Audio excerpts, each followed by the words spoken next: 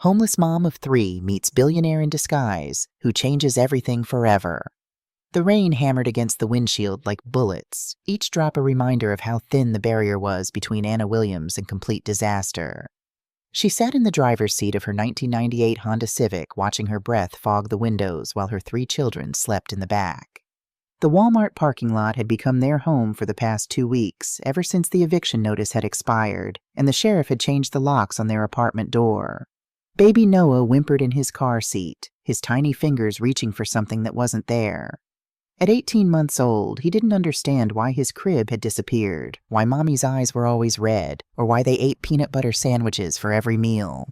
Emma, 7 years old and fighting lupus with the fierce determination of a warrior, curled against her older brother James, her breathing labored even in sleep. The medication she desperately needed cost $3,000 a month. Anna had $23 in her wallet. James, at 10 years old, had aged a decade in the past year. He no longer asked when they were going home. He no longer mentioned his father.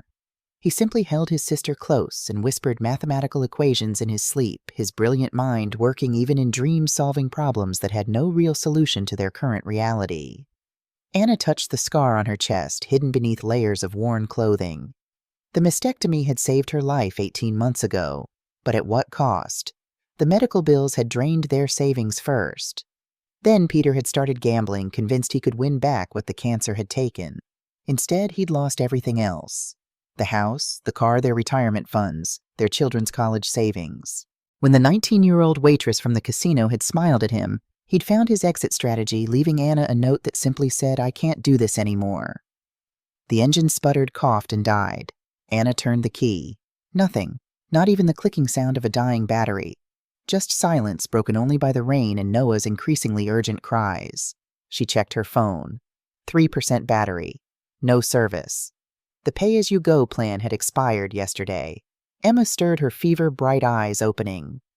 "Mommy, I don't feel good." The words Anna dreaded most. Without medication, Emma's lupus flares could damage her kidneys, her heart, her brain. The last time they'd gone to the emergency room, Child Protective Services had shown up questioning whether Anna could properly care for her children while homeless. They'd given her 30 days to find stable housing or face losing custody. That was 28 days ago. James woke up immediately, assessing the situation with the pragmatic intelligence that both broke and sustained Anna's heart. "The alternator," he said quietly. "I heard it grinding yesterday. It's gone." Anna wanted to cry, but tears were a luxury she couldn't afford. They solved nothing, changed nothing, and only frightened the children. Instead, she pulled her jacket tighter and reached for the door handle. "I'm going to ask for help inside. James, watch your brother and sister." "Mom, it's past midnight. The store's closed." She hadn't even noticed. Time had become fluid in their new reality, measured not in hours, but in meals missed, medications rationed, and days remaining before the inevitable. A knock on the window made them all jump. Through the rain-streaked glass, Anna saw a figure in a worn hoodie, water streaming off the hood that obscured his face. Her first instinct was fear. A woman alone with 3 children in a parking lot at night. She'd heard the stories. But then Noah's cries reached a pitch that demanded action over caution. She cracked the window an inch. "Yes." "Car trouble."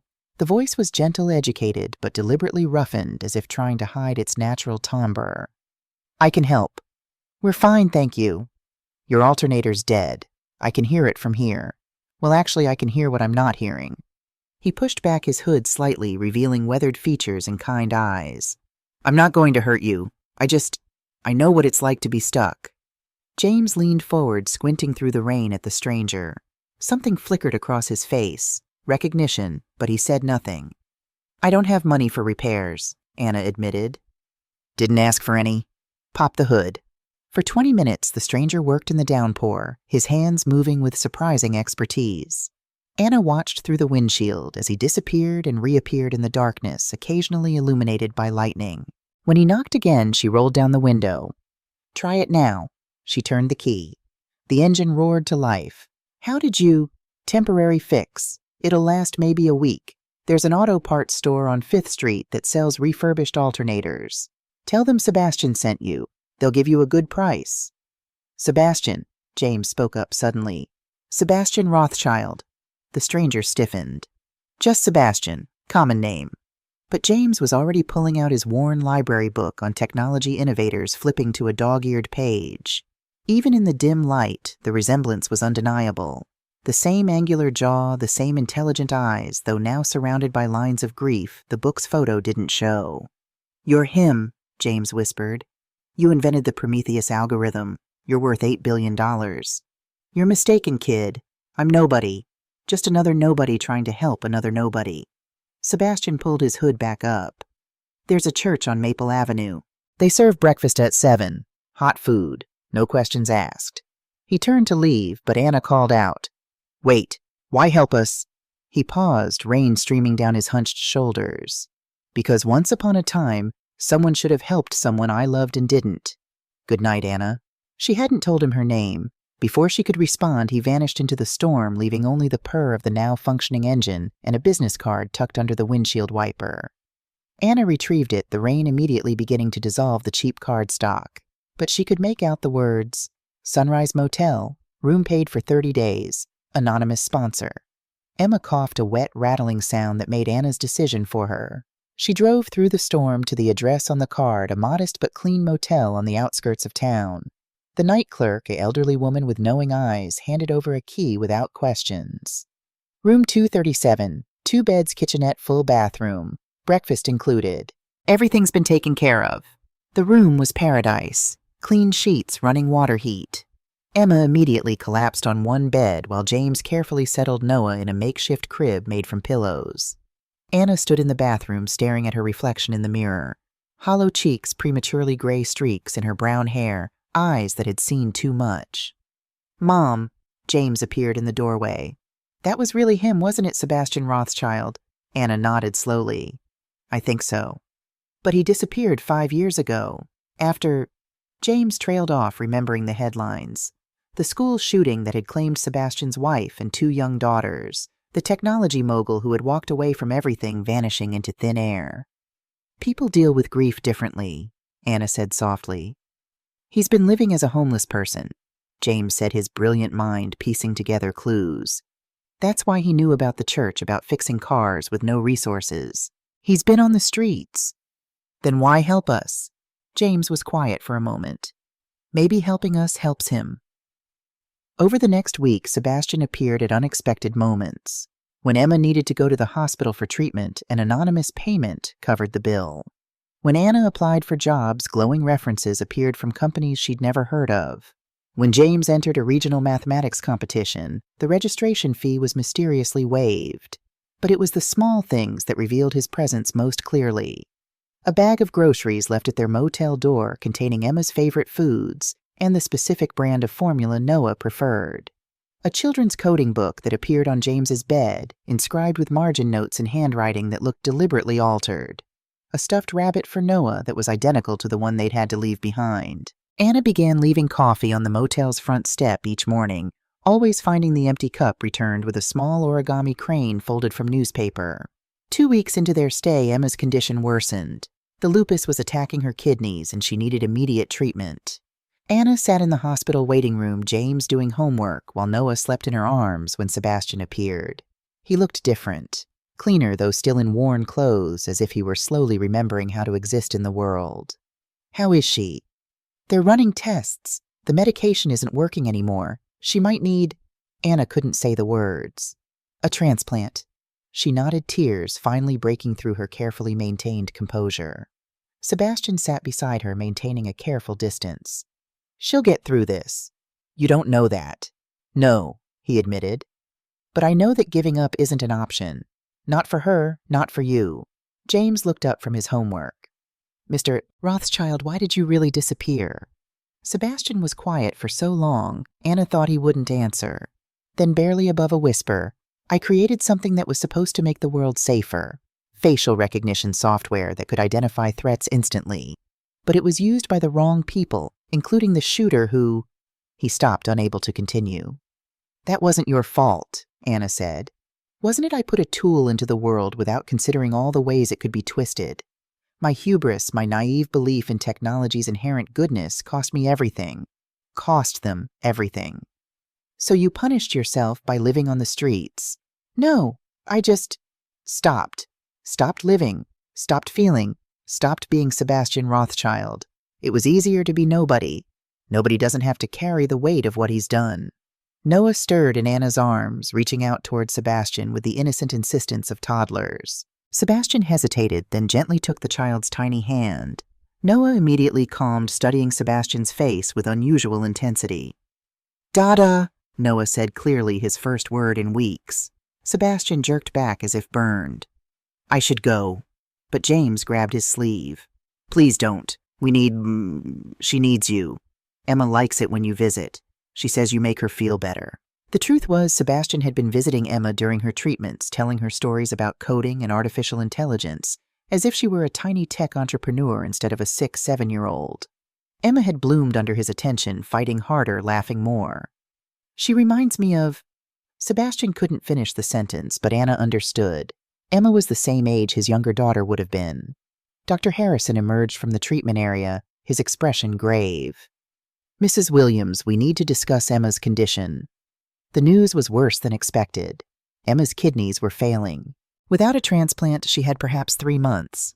The wait list was years long unless they found a living donor match. "I'll get tested," Anna said immediately. "As will I," Sebastian said, surprising everyone, including himself. Dr. Harrison looked confused. "And you are family friend," Sebastian said firmly. "Where do I go for testing?" The next morning brought a new crisis. Peter appeared at the motel not with apologies or explanations, but with a lawyer and custody papers. "James won the state mathematics championship," Peter announced, as if Anna didn't know, as if she hadn't been the one helping James study while living in their car. "The prize is $500,000 in scholarship money. As his father, I feel it's best he lives with me to properly nurture his gifts." The young woman with him, not 19 after all, but perhaps 25, stood silently behind Peter, her expression unreadable. Something about her seemed off, too alert, too watchful for a casino waitress. "You abandoned us," Anna said, fighting to keep her voice level. "You left when I was recovering from cancer, when Emma was diagnosed, when we needed you most." "I left to protect you," Peter said, but the words sounded rehearsed. James stood between his parents, his small body trembling with rage. "You don't get to come back now. You don't get to pretend you care." "James' son?" "I'm not your son." The words exploded out of James with a fury that shocked everyone. "My real parents died, and Aunt Anna took me in, and she's been more of a parent than you ever were even when you were here." The silence that followed was deafening. Anna closed her eyes, the secret she'd carried for 10 years, finally in the open. Peter's lawyer cleared his throat. "This changes things. If the boy isn't biologically Mr. Williams's son, he's mine in every way that matters," Peter said, surprising Anna. "I raised him from infancy. My name is on his birth certificate. Biology doesn't matter." But Anna saw the truth in Peter's eyes. The money mattered. $500,000 in scholarship funds that could be managed by a custodial parent. Sebastian had been silent throughout the confrontation, but now he stepped forward. "Mr. Williams, a word." They stepped outside. Through the window, Anna watched Sebastian speaking quietly to Peter, whose face cycled through various shades of pale. The young woman joined them, and Anna noticed Sebastian's recognition, though he hid it quickly. When they returned, Peter's hands were shaking. "I'm withdrawing the custody petition," Peter said. I need to leave town, tonight." After they left, Anna confronted Sebastian. "What did you say to him?" "The truth, that his gambling debts weren't his biggest problem. The people he owes money to, the reason he really left. They're still watching, still waiting." "The girl?" "Federal agent. Witness protection. Your husband saw something he shouldn't have, Anna. He's been running ever since, but not from you. He left to keep them from finding you and the children." Anna sank onto the motel bed, overwhelmed by the revelation. "So all this time—" "He's a coward and a fool, but not entirely the villain you thought. Though abandoning his family was still a choice. There were other ways to handle it." Emma called out from the other bed, weak but insistent. "Mr. Sebastian, can you tell me about the cloud again?" Sebastian sat beside her, his voice gentle as he explained cloud computing in terms of fairy castles and magic bridges. Emma listened with rapt attention, her small hand in his. Anna watched them, seeing the father Sebastian had been the daughter Emma deserved to have, the connection that transcended biology or circumstance. That night after the children were asleep, Anna found Sebastian sitting on the motel's front steps staring at the stars. "The test results came back," he said without preamble. "I'm a match for Emma." Anna's heart stopped. "You're a match, but the odds?" "Astronomical. Unless—" He turned to look at her. "Anna, 8 years ago, did you ever donate eggs, maybe to help with medical bills during college?" The memory surfaced slowly. "Yes, my senior year. I needed money for my sister's medical treatment. She had complications during pregnancy and—" Anna trailed off, the implications crashing over her. "The clinic you used, was it the Harrington Fertility Center in Boston?" She nodded, speechless. "My wife Claire couldn't have children naturally. We used donor eggs. The donor was anonymous, but she had your blood type, your ethnic background, even studied at MIT like you did." His voice broke. "Emma isn't just any match, Anna. She might be—" "Your daughter," Anna finished. "Biologically." They sat in stunned silence, the universe's cruel joke revealed. The daughter Sebastian had lost had a biological sister he never knew existed, now dying of the same type of autoimmune condition that had plagued his wife's family. "This changes everything," Anna said. "No," Sebastian said firmly. "It changes nothing. She's your daughter. You raised her, loved her, fought for her. I'm just someone who can help." But Anna saw the truth in his eyes. The recognition of features he'd seen in baby photos, the explanation for why Emma's presence had drawn him so powerfully, why helping this particular family had pulled him back from the brink of self-destruction. "The surgery is dangerous," Anna said. "For the donor. I know. You could die. I know." "Sebastian." "I've been dead for 5 years, Anna. This is the first thing that's made me feel alive. Let me do this. Let me save her. Let me save one daughter, even if I couldn't save the others." Anna reached out and took his hand, feeling the calluses from years of self-imposed exile, the strength still remaining beneath the damage. "We'll save her together," she said. The hospital had become their second home. Sebastian arrived each morning at 7, carrying coffee for Anna and hot chocolate for James, who had taken to sleeping in the waiting room chair rather than leaving his sister's side. Emma's condition fluctuated between stable and critical each day, a new battle against her failing kidneys. Sebastian had undergone the preliminary tests for kidney donation, but the results had raised concerns. During a routine scan, doctors discovered something troubling. "Mr. Rothschild," Dr. Harrison said, pulling Sebastian aside while Anna distracted Emma with a story. "The CT scan shows some abnormalities in your pancreas. We need to run more tests." Sebastian's expression didn't change. "How long—" "I'm sorry, the masses. How long do I have, doctor?" Harrison was taken aback. "You knew?" "I've known for 6 months. Stage 3 pancreatic cancer.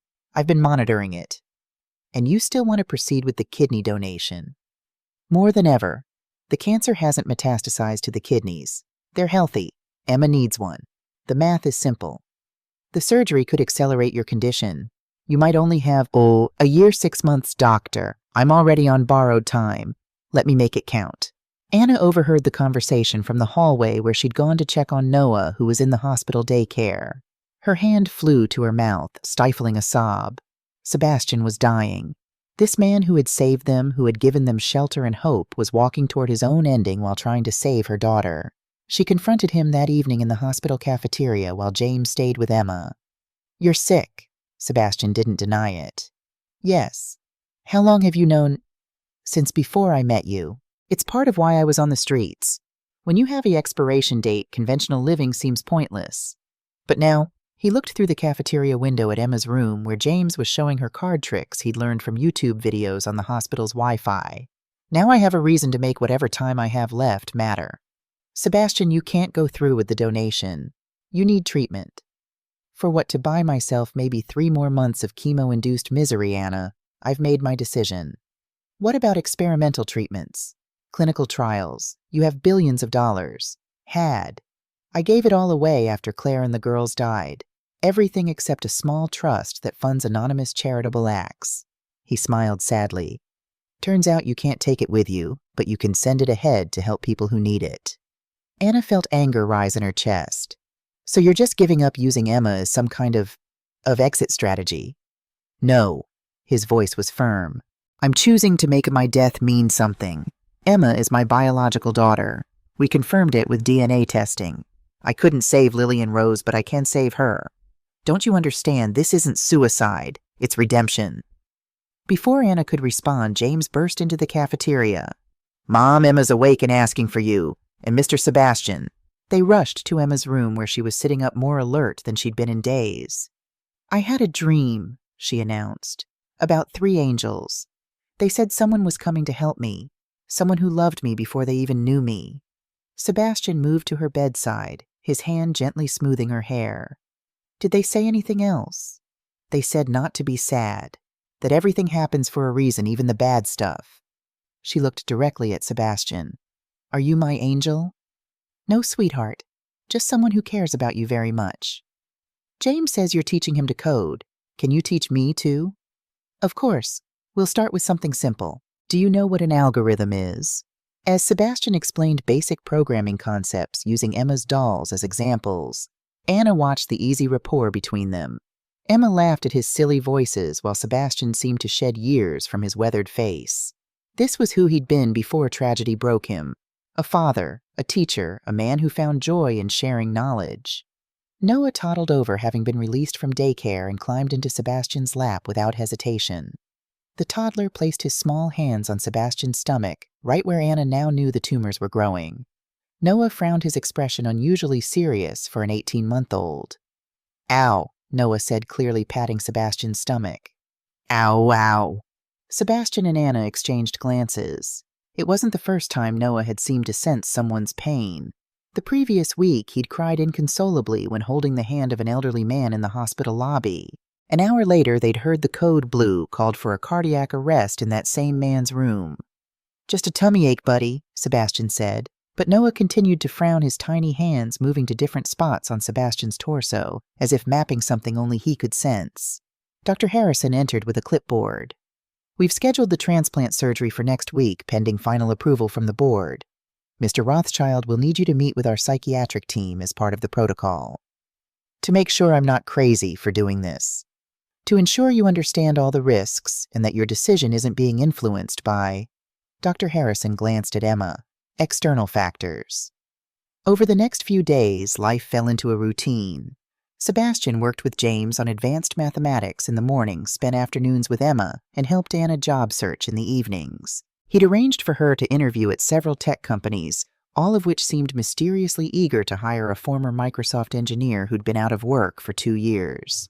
One evening while the children slept, Anna found Sebastian on the hospital roof, a place they'd discovered gave them privacy to talk.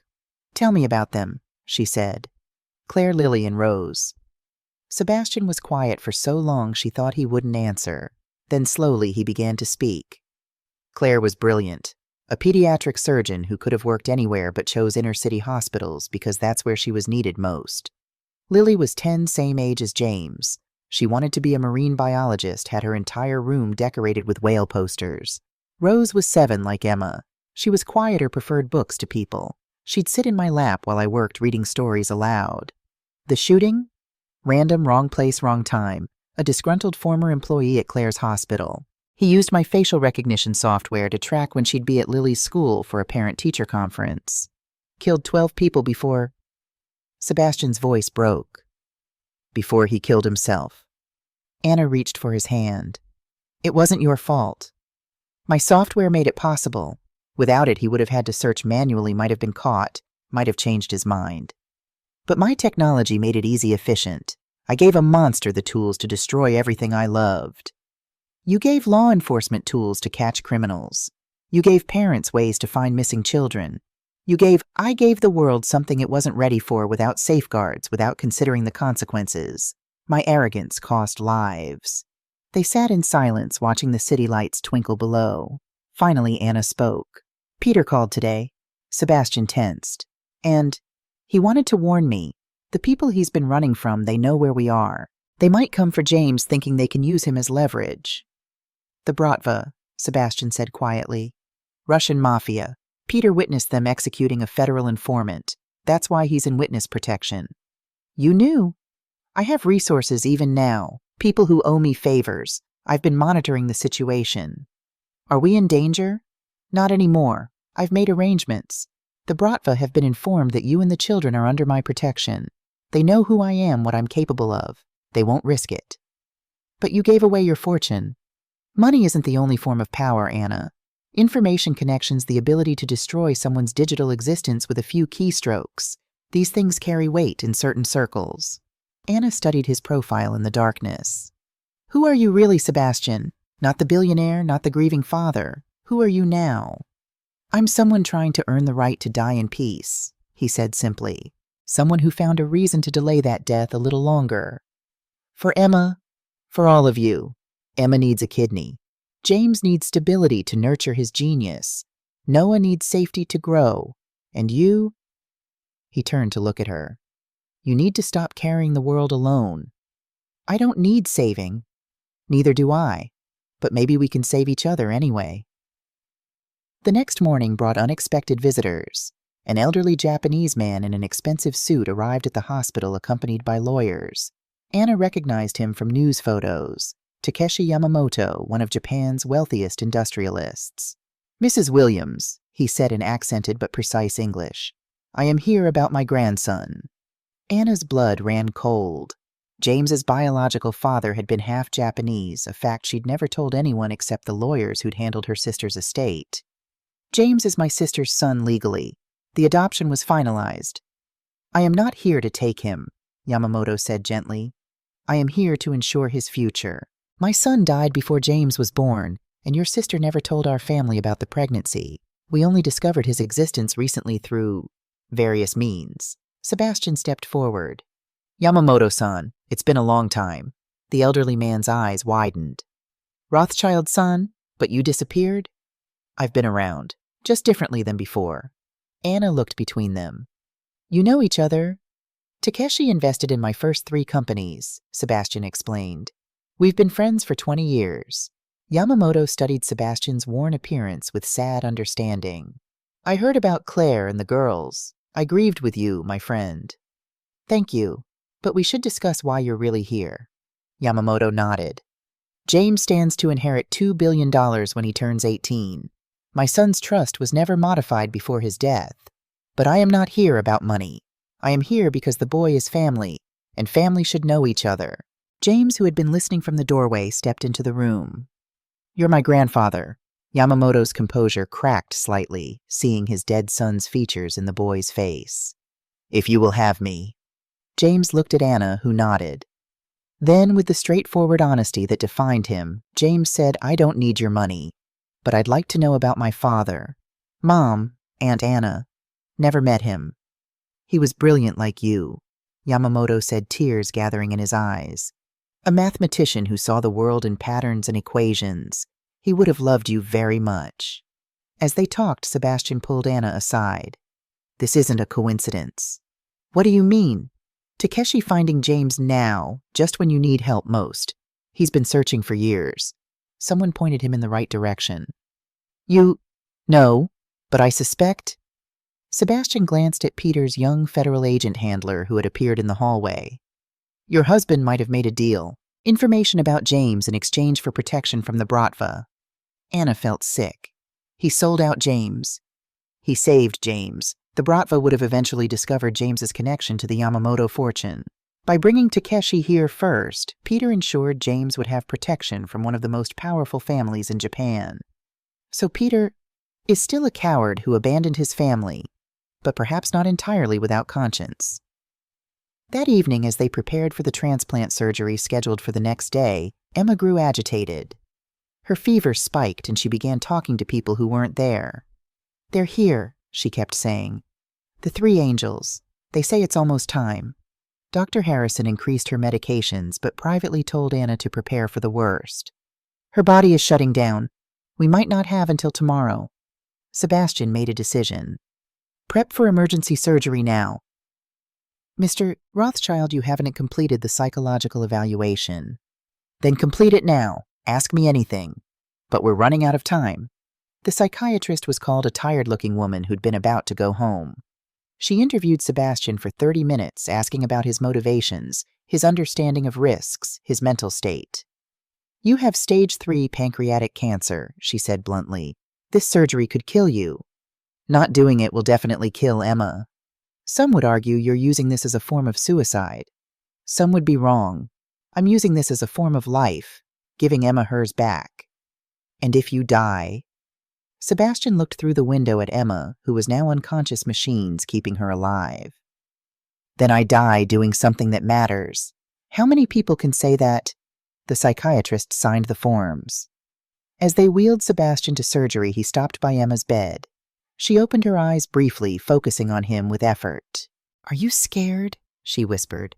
No, sweetheart. Are you... No. The angels said you're brave. They said... She struggled to stay conscious. They said Lily and Rose love you. They said to tell you it's okay. Sebastian's composure finally broke. Tears streamed down his face as he kissed Emma's forehead. I love you, Emma. My daughter. Anna grabbed his hand as they wheeled him away. Sebastian, take care of them, he said. All 3 of them. Promise me. You're going to be fine. You'll take care of them with me. But his eyes said what his words wouldn't. This was goodbye. The surgery lasted 8 hours.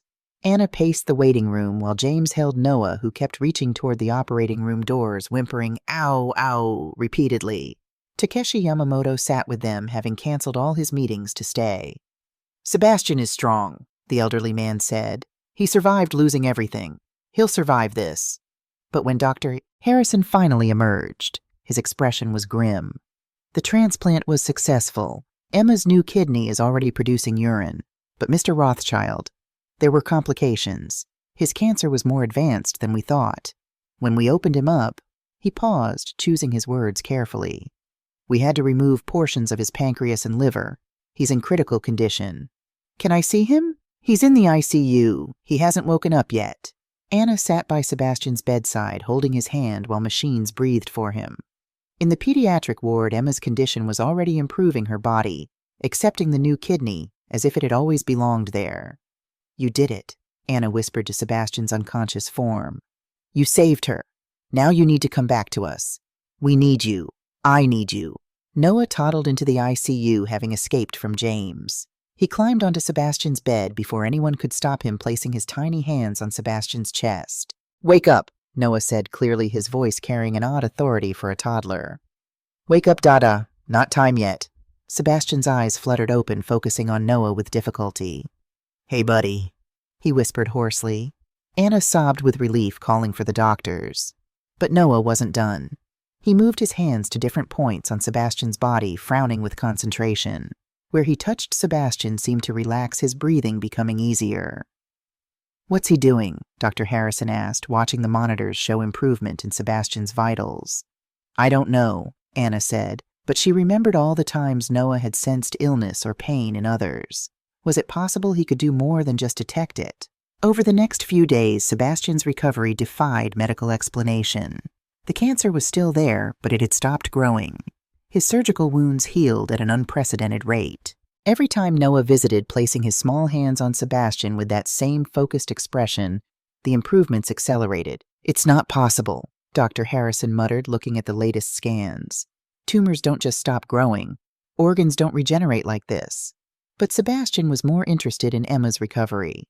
She was walking within a week, her new kidney functioning perfectly. The lupus seemed to have gone into complete remission, though doctors warned it could return. You gave me a magic kidney, Emma told Sebastian, curled up beside him in his hospital bed. Now we match. We always matched, sweetheart. We just didn't know it. 2 months had passed since the surgery. Sebastian had moved them from the motel to a modest house on the outskirts of town. Nothing fancy, but with enough bedrooms for everyone, and a yard where Noah could play. He'd insisted on paying rent rather than buying it outright, maintaining the fiction that his resources were limited. Only Anna knew the truth, that Sebastian was slowly redistributing his hidden wealth through anonymous donations to families facing medical crises. Emma had returned to school, her energy restored, her smile bright. She wore her surgical scar like a badge of honor, telling anyone who would listen that she and Sebastian were kidney twins. The bond between them had only grown stronger, and she'd taken to calling him Papa Seb, with his permission and Anna's blessing. James had enrolled in advanced courses at the local university, his grandfather Takeshi funding his education while respecting Anna's wish to maintain a normal childhood for him as much as possible. The boy split his time between quantum mathematics and teaching Noah basic counting games, finding joy in both. Noah, now 2 years old, had developed an even stronger attachment to Sebastian. The toddler's mysterious ability to sense illness had become more pronounced, but also more controlled. He no longer cried when touching sick people, instead offering comfort with a wisdom beyond his years. Sebastian had begun documenting these incidents, working with pediatric neurologists to understand Noah's gift without exploiting it. But beneath this domestic peace storm, clouds were gathering. Peter had broken protocol and contacted Anna, directly bypassing his federal handlers. His voice on the phone was strained, desperate. "They found me," he said without preamble. "The Bratva. They know about James, about the Yamamoto connection. They're coming for him, Anna. Tonight." "How do you know?" "Because they have me. They let me make this call to prove they're serious. You have 2 hours to bring James to the warehouse on Dock Street, or they'll—" His voice cut off with a pained grunt. A new voice came on the line, heavily accented. "Mrs. Williams, your husband has been very uncooperative. He owes us $10 million. But now we learn his son is worth $2 billion. Simple mathematics, yes. James isn't Peter's biological son. You must know that. Blood doesn't matter. Legal custody does. Mr. Williams will sign papers making us the boy's guardians, or Mr. Williams will watch his family die one by one, starting with the baby." The line went dead. Anna's hands shook as she called Sebastian, who answered immediately. "I know," he said before she could speak. "My security team just informed me. 3 vehicles heading toward your location. Sebastian, they have Peter.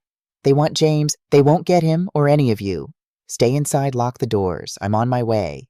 But even as Sebastian raced toward them, Anna could see dark SUVs pulling up outside. Men emerged, not rushing, confident in their numerical superiority. She gathered the children in Emma's room, pushing furniture against the door. "Mom, what's happening?" James asked, though his brilliant mind had likely already deduced the situation. "Bad people want to hurt us," Anna said simply. "But Sebastian's coming." Emma clutched her stuffed rabbit, the one Sebastian had given her. "Papa Seb won't let them hurt us." The front door exploded inward. Heavy footsteps on the stairs.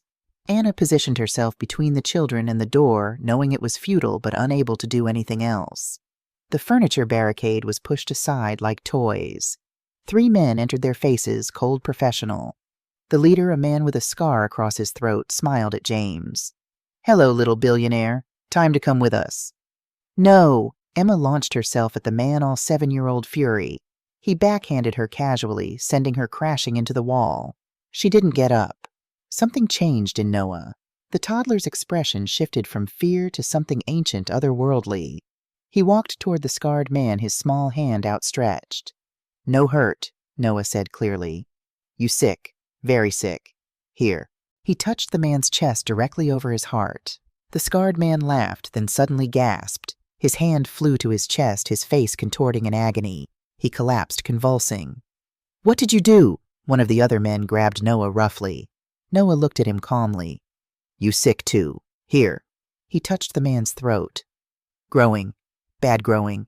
The man released Noah as if burned, his hand flying to his neck, where Anna realized with shock there was a small lump that the man clearly knew about, had been worrying about.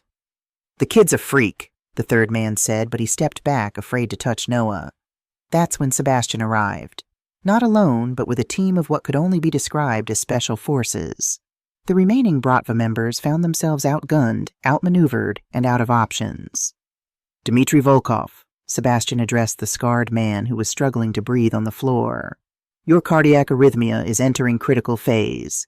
The boy didn't cause it. He just accelerated what was already happening. "You have about 3 minutes before full arrest. My team has adrenaline that could save you. Or not. Your choice." "You're supposed to be nobody," Volkov gasped. "A broken tech guy who gave away everything." "I gave away the money. I kept the power. And the friends." Sebastian gestured to his team.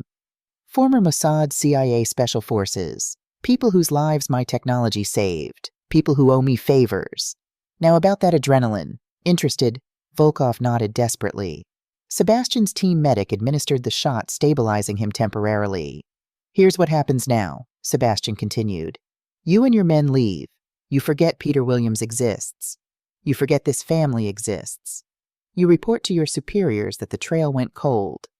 In exchange, I don't release the files I have on your entire organization to Interpol.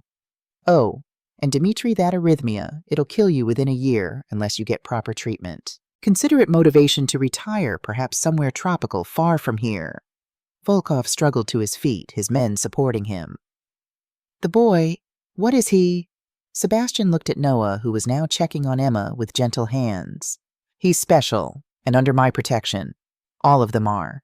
After the Bratva left, Sebastian tended to Emma's injury. A mild concussion, nothing serious.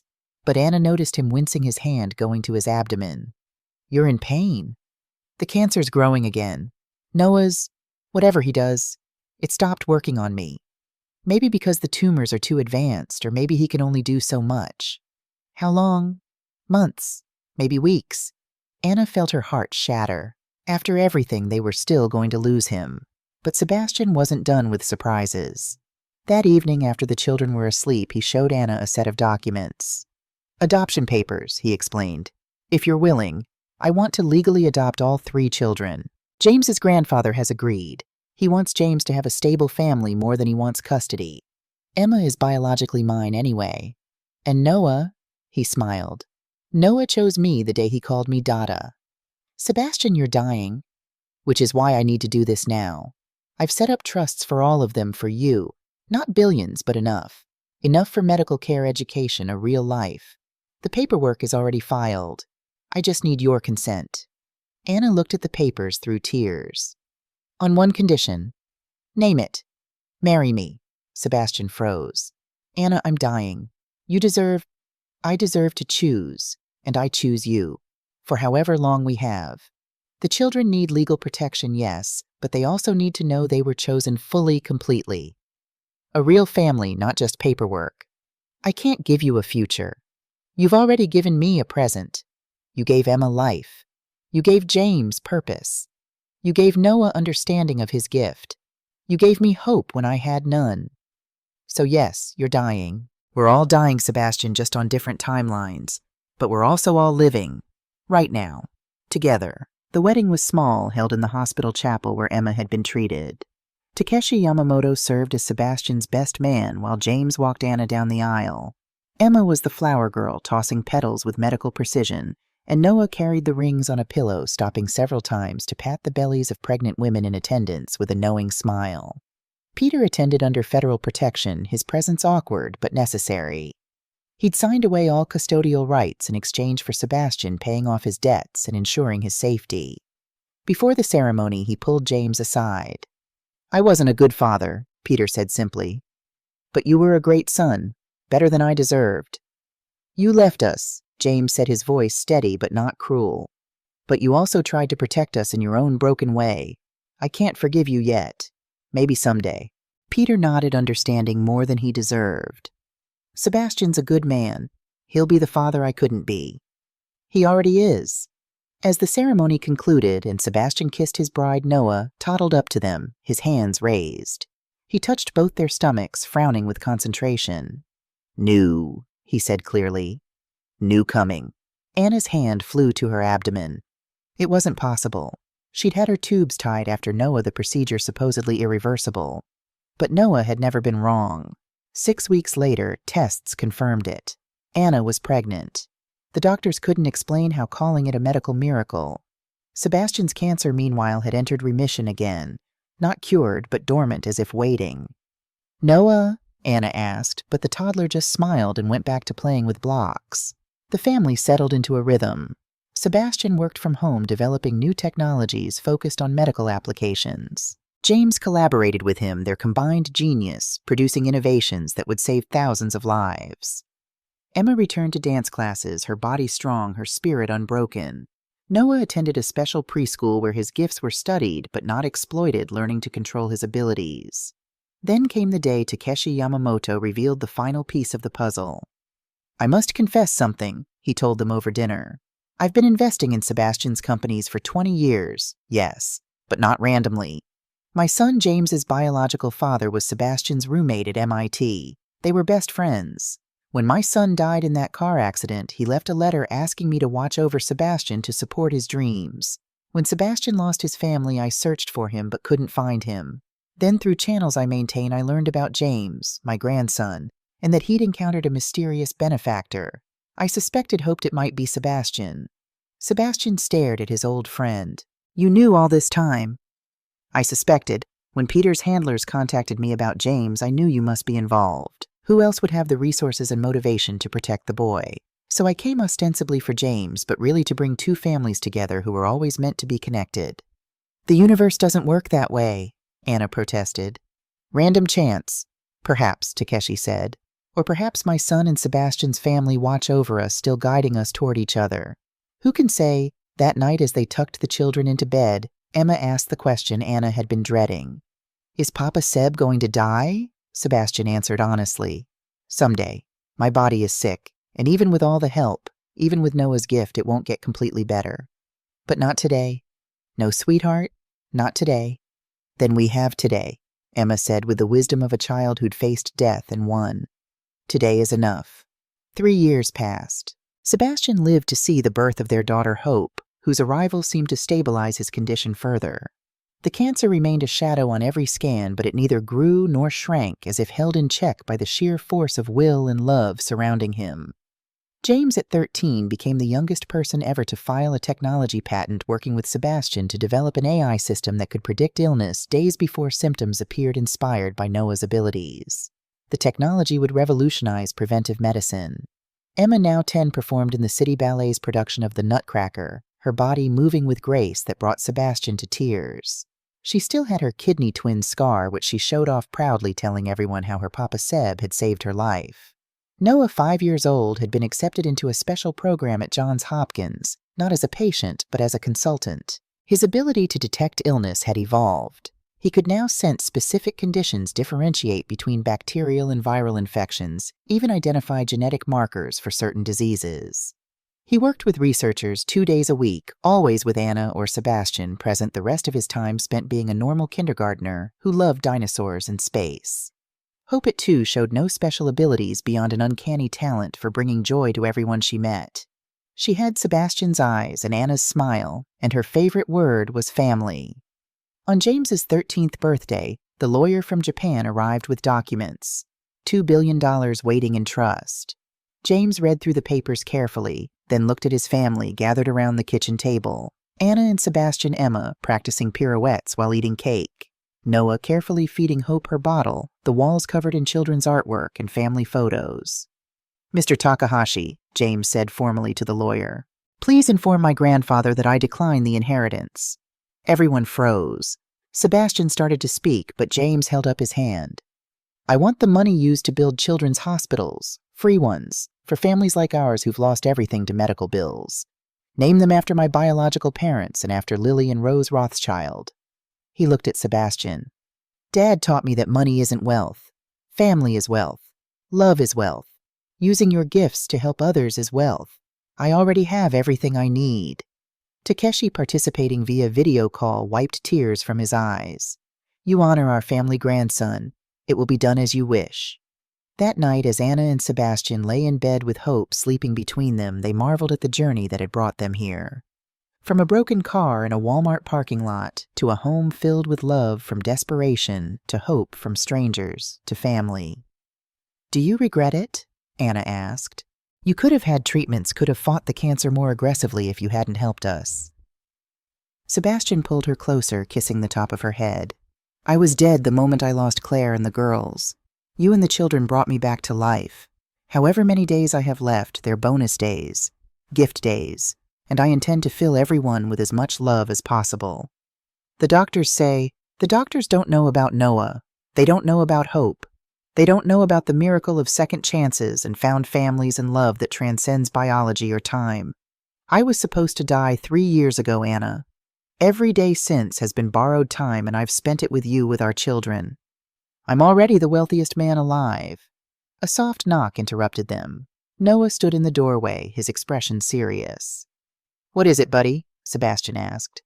Noah climbed onto the bed, placing his small hands on Sebastian's stomach as he'd done hundreds of times before. But this time his expression changed from concentration to wonder. Gone, he said simply. Bad stuff, gone. Anna and Sebastian exchanged glances. It wasn't possible. The tumors had been there just last week on the scan. "Are you sure, Noah?" The 5-year-old nodded emphatically. "All gone. You're better, Daddy." They didn't dare believe it until the tests confirmed it a week later. The cancer had vanished. Not remission, not dormant. Gone. The doctors had no explanation. They ran test after test, but the results were clear. Sebastian Rothschild was cancer-free. "It's not scientifically possible," Dr. Harrison said, staring at the scans. "Tumors don't just disappear." But Anna remembered something Noah had said months earlier when she'd asked him about his gift. "Sometimes I take the bad stuff," he'd explained in his simple way. "I make it go away." "Noah, when you touch people who are sick, what happens to the sickness?" Noah shrugged. "It goes into the light. The angels take it." Whether it was Noah's gift evolved the power of love and belonging, or simply a medical miracle beyond current understanding, Sebastian's recovery became complete. He would live to see James graduate from MIT at 16, to watch Emma perform at Lincoln Center, to help Noah develop his abilities, to help thousands to see hope grow into a young woman who embodied her name. Years later, when interviewed about his miraculous recovery and the family he'd built from tragedy, Sebastian would say simply, "Sometimes you have to lose everything to find what really matters. I lost my first family and wanted to die. Then I found my second family and learned to live again. The universe doesn't promise us fairness or ease. But sometimes if we're very lucky, it gives us second chances. And sometimes those second chances are even better than what we lost." The interviewer asked one final question. "What would you tell someone who's lost everything like you once did?" Sebastian thought for a moment, his hand finding Anna's, their children and grandchildren gathered around them. "I'd tell them that endings aren't always endings. Sometimes they're beginnings in disguise. That homeless woman with 3 kids I met in a parking lot, she saved my life by letting me save hers. Those children who needed a father, they taught me how to be one again. The love I thought I'd never feel again. It was waiting for me in the most unexpected place. So to anyone who's lost everything, I'd say keep your heart open. Your second chance might be just a storm away, wearing a face you don't expect, offering a love you didn't know you were still capable of feeling." He looked directly at the camera, his eyes bright with tears and joy. "And sometimes, just sometimes, your second chance at family is even more beautiful than your first. Because it's chosen, because it's earned, because it's proof that love isn't limited by blood or circumstance or time. Love is unlimited if we're brave enough to accept it." The camera pulled back, showing the full family, Anna and Sebastian, now gray-haired but vibrant. James, a renowned scientist. Emma, a prima ballerina. Noah, a medical researcher whose gift had helped develop new diagnostic tools. Hope, a social worker dedicated to helping homeless families. And their newest addition, an adopted son named Peter, not after Anna's ex-husband, but after the apostle, the rock upon which churches are built. Because that's what they'd done. They'd built something sacred from ruins, something eternal from endings, something beautiful from broken pieces. They'd built a family. And in the end, that was the only wealth that truly mattered.